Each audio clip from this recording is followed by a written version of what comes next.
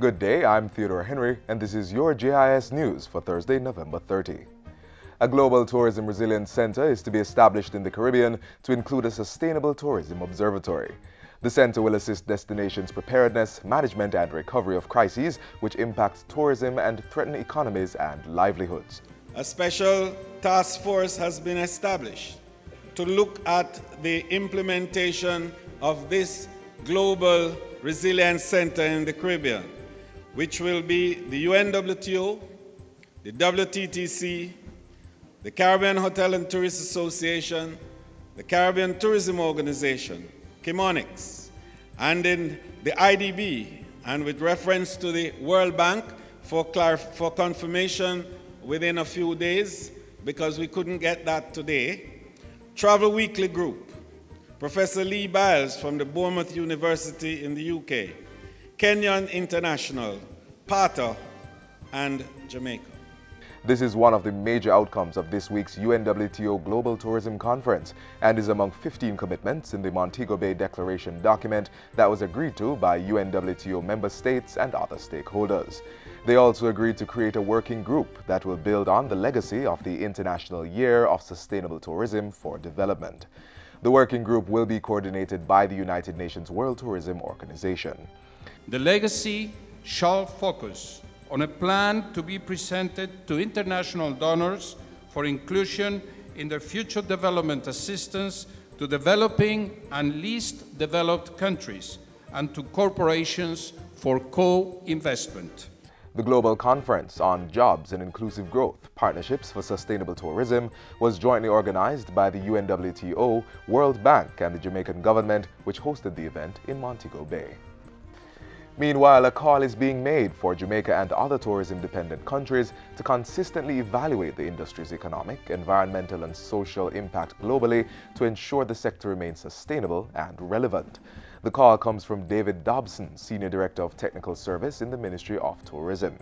He was speaking at the Planning Institute of Jamaica's recent Dialogue for Development lecture series in Montego Bay. Mr. Dobson says this focus on responsible tourism will serve to minimize negative environmental impacts while generating greater economic benefits for locals and enhancing the well-being of their host communities. Responsible tourism also involves the local people in decisions that affect their lives and life chances. Responsible tourism makes positive contributions to the conservation of natural and cultural heritage, embracing diversity. A Safe Passages program will be implemented in Denham Town to improve roads, sidewalks, and drains in support of the safe commuting of over 1,000 students utilizing specific corridors to attend schools. This is among a range of social interventions planned or started since the area was declared a zone of special operations on October 17. To date, the Jamaica Social Investment Fund, JIS, says the first 49 of 500 birth certificates have been provided for residents. The community has seen the removal of 90% of the zinc fences targeted for upgrading. This work, which is in its final stages, involves the replacement of 400 meters of zinc fences on Wellington Street, heading towards the Easy Scream corner on Greenwich Street, as well as Metcalfe, Nelson, Percy, and Regent Streets. 12 persons have been trained in vector control management, while environmental wardens have been trained and employed to clean up the community and sensitize residents on proper garbage disposal. JIS says skip enclosures have also been built or upgraded, and the community has been equipped with 22 color-coded bins to encourage waste separation. A plastic bottle recycling plant is now 80% completed. In addition, a program will be rolled out in the coming months to provide community-based organizations, the environmental wardens, and NSWMA with incentives when there is proper collection and disposal of garbage in the community. More immediately, the Ministry of Health will be providing weekend clinics at the Denham Town Health Center commencing in December. And the Joint Force in the Denham Town ZOSO will be hosting a fun run on Sunday, December 10, to promote positive interaction among residents, healthy lifestyle practices, and general positive well-being. The run will be a 3-kilometer course spanning the communities of Denham Town and Hannah Town.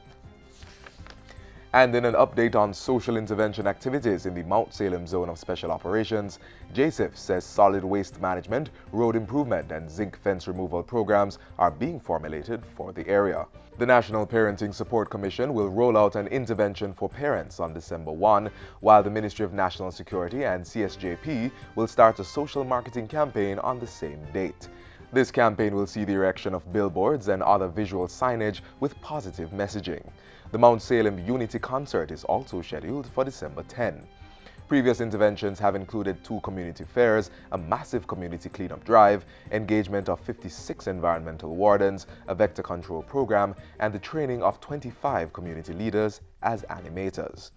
The Jamaica Constabulary Force has also commenced its Community Safety Initiative, which includes reactivating the Community Youth Club and Neighborhood Watch and bringing the Mount Salem Primary and Junior High School into its Safe Schools program.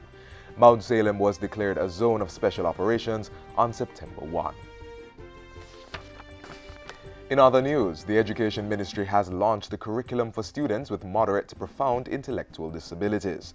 The curriculum will facilitate learners progressing at their own pace in the education system. It involves music and a play-based focused on making learning fun, as well as how to enhance teacher-student relationships. And I just don't want the curriculum to just be placed on the shelf. It must be active, but what we want is to have institutions and within school capacity driven by the curriculum that all our children can be integrated into the education system and move seamlessly into the training systems. The curriculum was sponsored by the United Nations Children's Fund, UNICEF. And finally, 1 of 5 walk-through metal scanners was commissioned at the Edith Dalton James High School on Wednesday to help prevent incidents of crime and violence. The Education Minister says the installation of this and other devices is a tool to reinforce values of discipline, non-violence, respect, and love for each other.